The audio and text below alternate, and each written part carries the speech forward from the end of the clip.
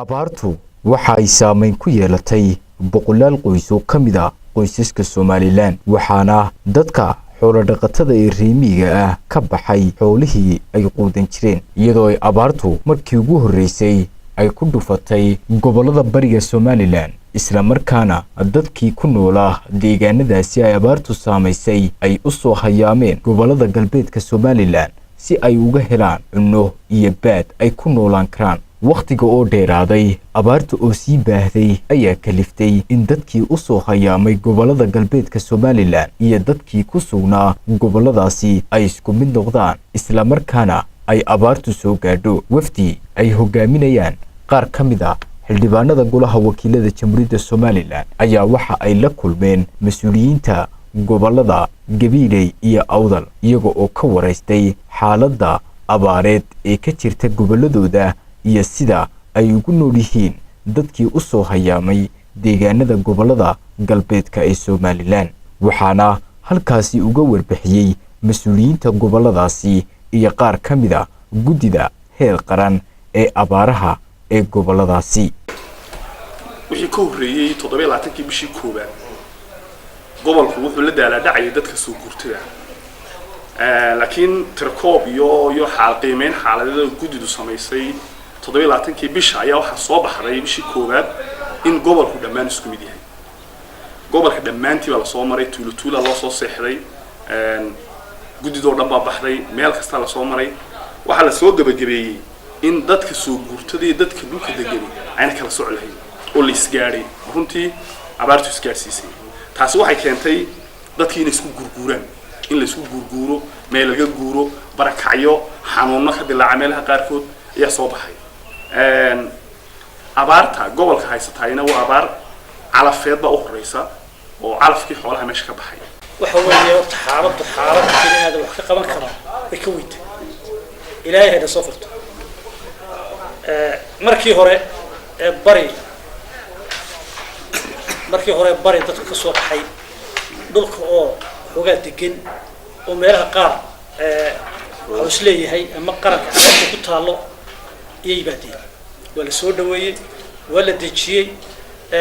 ha lagu booqdo ha laga bato wala laga soo gudbay dadkii waxay u jabeen qaar Itoobiya kuwii dhaxanta ku siiray bustayaasha iyo bacaha ku siireynay iran iyo wajaale dhexdooda qaar baa lagu hay'adda garabka wadaan roobito la sheegahan jirin wadaan kuwii halka ba dhaadhacay kuwii bariga ka soo guureen oo halkaas ay isu gaareen lugay digay halka way digay yihiin intan iran iyo muxuu dila iyo eeriyadan way jiifaan طريقة وتقول أدركت بعها يرير أساسها يرير كحاجة فرع بطل أدركت وجفان مركا حوله وصل الصوشية وحضر ودنتين لما شدوا ويسقطوا سقطة وتترتبوا سقطوا حوله برفر بحين دقيقة بدل وواحد بيا وواحد العدال هاي واحد قشان يوحي بسدان بدنا مرة وواحد بيا حولها هي وضار وواحد بيا هدي أي سيدة كوسي جرتنا حبها ريان رجع بود ده ما نستان وانت والعرية لكن دي لابد حاجة كده كانت لا يوم مع الباقي بهكرينا مركا كوا ينا عم يجي إنه عرية وسيدا نقدر نروس يجي إنه يجي إنه ينا وحكي لسه يجي أبارت أنا حكومة عوام تعبري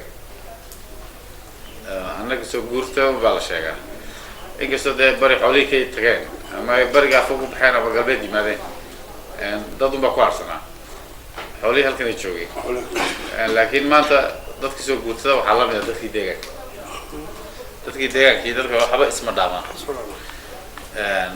أنا تعلو بايرتين مرة بعد الشهر غيرنا على سبيل أنا إلى هذه قبل كتشوجا وسويرني إذا كل مكان حوالي ما ممكن ما إذا كانوا وكيلة ذاتك الشعب إذا كان مثلي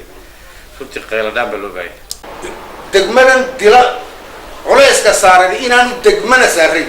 كان كور عرسنا ولا نلقى وهوشة لكن علاش كدقمنا سارني إنا دقمة كلا سارين إنا دقمنا عرسنا هاي متصلين بقرص محاوى ويدور بحين مدام حقيقي دقمنا هاي kadib markii mas'uuliyiinta xildhibaanada golaha wakiilada ka midka ahi ay ka dhageysteen warbixinta xaaladda dhabta ah ee ka jirta goboladaasi ayaa waxa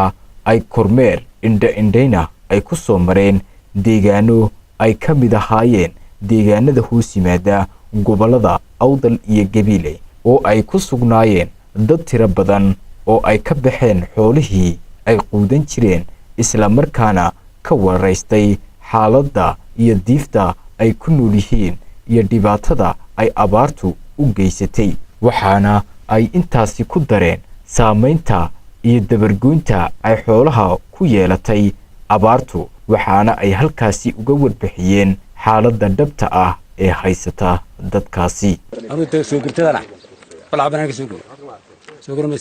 dadku aad iyo aad buu dhibaataysay waliba xoolihii biyihii baa imika ugu sii daray waxay makaan kaa guuro imika dhulalkaa baadka loo sheegayo gaadhiyana mala yaa odayaasha iyo way bahadsan waxaan leedahay dee maanta dowladdii yaa gurmad cusub oo degdega ha gasho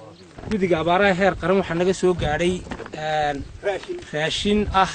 1,100 qoys 1,100 qoys oo aanan 1,100 qoys siinay aanu siinay 3,000 oo qoys waayo waan intaasoo jeer baanu sii laabnay si dadka maaragtay ay wax u wada gaadhaan waxaana ka soo guuray ina guuxa 8 geedina waan soo guuray reerkii iyo carruurta waxaan saaray gaari dabadaadhigii aan gaariga saaray wada waqti xildhibaan ka mid ah xildhibaanada golaha wakiilada oo isagu si dhaba ugu kurgalay xaaladda dhabta ah ee ka jirta gobollada galbeedka Somaliland ayaa isagu si xaqiiq raadis ah uga warbixiyay xaaladda uu indihiisa ku arkay isla markaana ummadda ugu baaqay inay ka soo qayb qaataan gurmadka iyo taakulinta loogu jiro dadka ay abaaruhu saameeyeen martii waxay sababtay in xoolihii dadku dhaafaan waxaas iyo wax la mida ayaa wadankii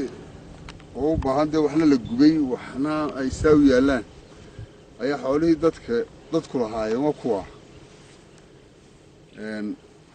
dee runtii wixii loo gurman karayay intii loo gurman karayay loo gurmay dawlad iyo guddiyo la dhisa iyo guddi abaareed iyo dee la gurmay laakiin abaara ka badatay 25,000 qoys ayaana loogu sheegay 25,000 qoys milicdiina way bilaabantay haddii aan la badbaadin iyaga